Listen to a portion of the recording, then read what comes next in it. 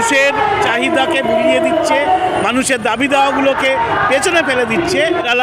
নারায়ণ রামকে হত্যা করলো, ঠিক একই রকমভাবে আমরা দেখলাম বাংলাদেশের মৌলবাদও দীপু দাসকে হত্যা করলো। কি বাংলাদেশে, কি ভারতে, কি পাকিস্তানে, উপমহাদেশ জুড়েই একটা মৌলবাদ সক্রিয়। হাদিকে যারা খুন করলো তাদেরকে ধরে অন্তত শাস্তি ব্যবস্থা করতে পারে। শাসকরা এই মৌলবাদীদের সঙ্গে একটা হাতাত তাদের রয়েছে। যারা ওই সংখ্যালঘু দলিত মানুষকে যারা খুন করে উত্তরপ্রদেশে, রাজস্থানে, উড়িষ্যায়, সত্যি তাদের কোনো নৈতিক দায় নেই।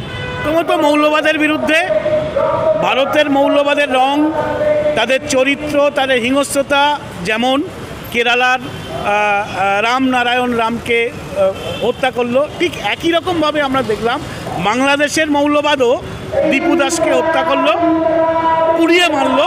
ফলে আমরা এই মৌলবাদের বিরুদ্ধে, যেটা দেশে দেশে মানুষের চাহিদাকে বুলিয়ে দিচ্ছে, মানুষের দাবি দাওয়াগুলোকে পেছনে ফেলে দিচ্ছে, এর বিরুদ্ধে আজকে আমরা সভা করলাম এবং বাংলাদেশ দূতাবাসকে আমরা ডেপুটেশন দিলাম।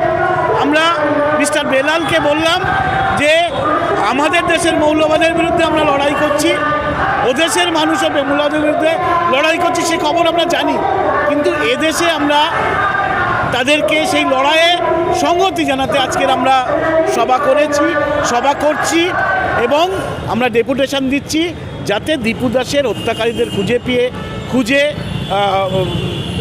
তদানীন্তন সরকার, মানে অন্তর্বর্তীকালীন সরকার শাস্তি দিতে পারে। হাদিকে যারা খুন করলো তাদেরকে ধরে অন্তত শাস্তি ব্যবস্থা করতে পারে। এবং এটাও আমরা বলেছি যে এর পরে যে সমস্ত ঘটনাগুলো অপ্রীতিকর ঘটনা, মৌলবাদের যে হিংস্রতার ঘটনা, সেই ঘটনাগুলো যাতে না হয় তার দায় কিন্তু নিতে হবে। হ্যাঁ, পুরো কোথাও ব্যর্থ হচ্ছে নিশ্চয়ই। মৌলবাদ ভারতীয় উপমহাদেশ জুড়ে, কি বাংলাদেশে, কি ভারতে, কি পাকিস্তানে, উপমহাদেশ জুড়েই একটা মৌলবাদ সক্রিয়। এবং সত্যি বলতে কি, শাসকরা এই মৌলবাদীদের সঙ্গে একটা হাতাত তাদের রয়েছে, না হলে তাদের এই বাড়বাড়ন্ত হয় না, না হলে তাদের এই হিংস্রতা, এই বর্বরতা আমরা দেখতে পাই না। নিশ্চয়ই কোথাও একটা কোনো স্তরে একটা আছে, সম্পর্ক আছে, না হলে এটা হয় না।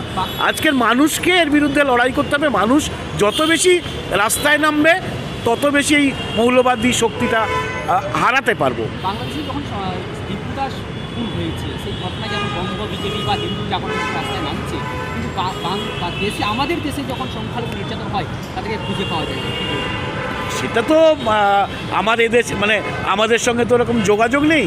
সেখানকার মানুষ হয়তো এমন হতে খুব, মানে সংখ্যায় অল্প, সেটা হয়তো হাইলাইটস হয় না, এমনও হতে পারে, আমরা জানি না, সেরকম কোনো খবর আমার কাছে নেই। তারা প্রতিবাদ করে না বা প্রতিবাদ করে এমন খবর আমার কাছে নেই। তবে আমার এটা স্থির বিশ্বাস, বাংলাদেশের যে সংস্কৃতি মোনা মানুষ, যে প্রতিবাদী মানুষ, তারা নিশ্চয়ই রাস্তায় নামে, হয়তো সেটা হাইলাইট হয় না। আমার এটা বিশ্বাস, আমি জানি না তথ্যগতভাবে আমার। এদেশের বিজেপির কথা, হ্যাঁ, এদেশের বিজেপির কথা, কালকে বিজেপির রাস্তায় সেভাবে দেখা যায় না, যখন এই দেশে যখন সংখ্যালঘু নির্যাতন। একদমই তো আমরা আফরাজুলের ঘটনা আমরা জানি, আমরা আরও ঘটনা জানি। এই যে ময়দানে গীতা পাঠের দিন যেভাবে একটা সাধারণ একটা বিক্রেতাকে তাকে মারধর করলো, তার সহায় সম্বল সেটাও নষ্ট করলো। ফলে এটা আসলে মৌলবাদের বিভিন্ন যে হিংস্র রূপ, এটা আমরা এখানে দেখছি, পাকিস্তানেও দেখছি, বাংলাদেশেও দেখছি, ফারাক নেই। আমরা সাধারণ মানুষ যত সচেতন হবে, যত রাস্তায় নামবে, ততই মৌলবাদকে আমরা হারাতে পারবো। এছাড়া অন্য কোনো রাস্তা নেই।